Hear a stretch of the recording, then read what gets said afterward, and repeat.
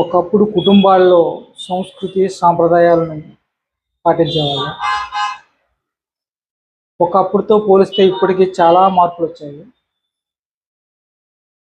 ఒక కుటుంబంలో చూసుకుంటే ఇదివరకు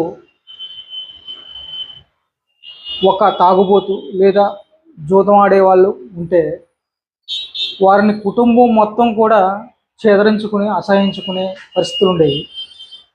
వాళ్ళకి ఆదరణ ఉండేది కాదు. అటువంటిది ఈరోజు కుటుంబంలో చాలామందికి తాగుడు, పేకాట ఫ్యాషన్గా మారిపోయింది. ఇప్పుడు అది చెప్తే కూడా తప్పుగా కనిపిస్తుంది. ఎందుకంటే ఎవరైతే బాధపడే వాళ్ళో వాళ్ళంతా కూడా అలవాటు పడ్డారు. సో ఇప్పుడు తాగకపోతే తప్పు, పేకాడకపోతే తప్పు. సంస్కృతి సాంప్రదాయాలు ఈ విధంగా మారిపోతున్నాయి. రోజు రోజుకి వేగవంతంగా మార్పులు వస్తున్నాయి.